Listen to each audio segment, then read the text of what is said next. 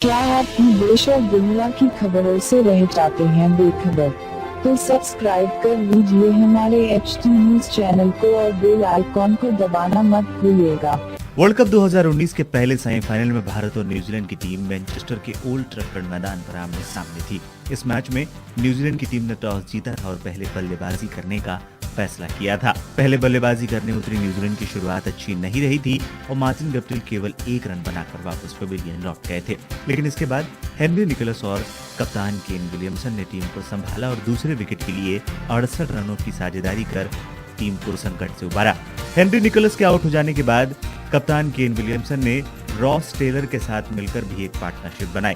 दोनों ने तीसरे विकेट के लिए 50 रनों से ज्यादा की साझेदारी कर टीम के स्कोर को 100 रनों के पार पहुंचाया। इस दौरान कप्तान केन विलियमसन ने एक शानदार 50 भी जड़ा। केन विलियमसन ने अपना अर्धशतक पूरा करने के बाद अपनी पारी में थोड़ी तेजी लाने की कोशिश की, क्योंकि दूसरे छोर पर रॉस टेलर भी तेजी से रन बनाने में संघर्ष कर रहे थे। इसी दौरान तेजी से रन बनाने की कोशिश में पारी के 36वें ओवर में कप्तान केन विलियमसन 95 गेंदों पर 67 रन बनाकर वापस पवेलियन लौट गए।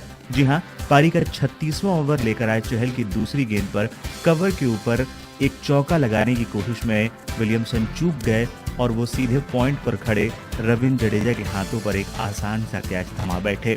विलियमसन ने 95 गेंदों पर 67 रन बनाए, जिसमें 6 चौके लगाए। विलियमसन ने पहले हेनरी निकोलस के साथ 68 रन जोड़े, उसके बाद रॉस टेलर के साथ भी 50 रनों से ज्यादा की साझेदारी की और जब लग रहा था कि कप्तान केन विलियमसन सेट हो चुके हैं और अब तेजी से रन बनाना शुरू करेंगे, उसी दौरान चहल ने अपने 8वें ओवर में एक बड़ा विकेट निकालकर टीम इंडिया को बड़ी सफलता दिलाने का काम किया।